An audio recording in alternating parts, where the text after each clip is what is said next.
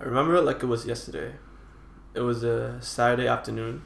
The sound of rain on my roof. Eden playing on my phone. Sat in the corner of my room. I thought to myself, why the fuck am I so sad? I mean, think about it. So many people have had it worse than you. People were forced to fight wars, have their entire families murdered, become slaves, and here I am all sad and shit. Boo hoo. But then I stopped and did something I rarely did. I thought about how I felt. And after doing some looking around, I learned a lot about this problem and learned that it wasn't just me. A lot of people felt this way. This video is a reflection of the past couple of years and what I've learned about this problem.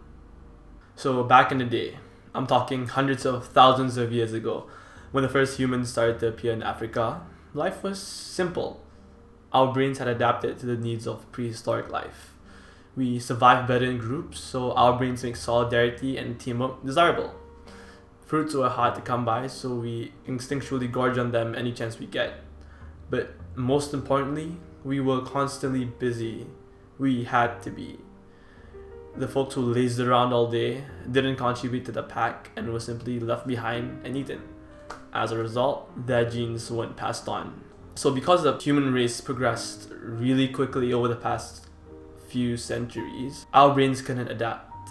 And as a result, we're left with hunter-gatherer brains being forced to survive in a concrete jungle. This has led to many problems today. We still have an undying urge to stuff our faces with sugary foods, even though we're not starving Africans in the savannah. More importantly, however, our brains still yearn for constant stimulation. We used to always have a packed schedule, whether it be gathering berries, finding new settlements, or running away from fucking lions. Today we're left with a lot of free time, with no lions to run away from, and all the berries your heart desires conveniently placed in the produce aisle. Our schedules become increasingly free. At the end of the day, after work or school, we're sat on the sofa thinking to ourselves, now what? We go on our phones to fill in that void that was left behind. It turns out having a magical screen that we can entertain ourselves with 24/7 isn't healthy.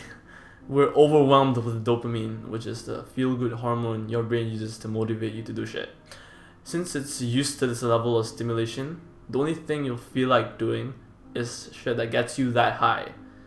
This reaches a point where regular things like talking, exercising, and just accomplishing things in general become less rewarding. And we'll eventually fall into a pit of depression and stop having the drive to do anything.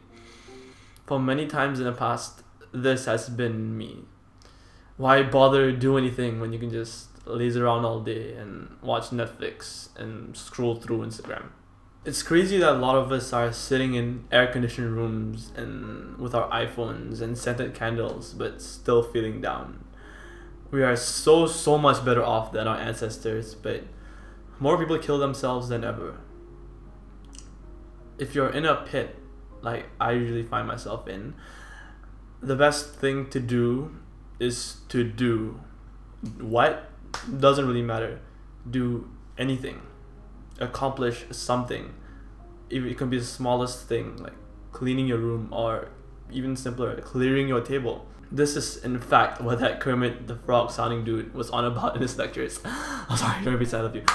But the point is to fill your schedule with shit. It doesn't really matter what it is. Yeah, it sounds simple, but oftentimes we just overlook the most simple solutions and overthink life. Yeah, work and school are sort of compulsory to a certain point, but beyond that, you can do anything. Recently, I had to go out with a friend and do something that I didn't really want to do. I'm sorry, I'm keeping it very vague, but this person might be watching the video. If you are, what's up? But I didn't really feel like doing it. But I just said fuck it and just went. I don't know, whatever. Like, what's the worst that can happen? It wasn't that bad. I ended up making a friend and learning more about the world. You have one token to play this twisted ass game we call life. Why waste it? Let's get out there and get this bread. What the fuck? Did I write this? Apparently I did. Personally, what gets me up in the morning is the possibility of having even just one worthwhile experience. Once we have a why, any how becomes bearable. Some old wise guy once said that we have two lives.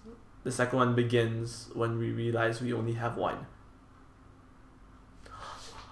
Wisdom! Bye.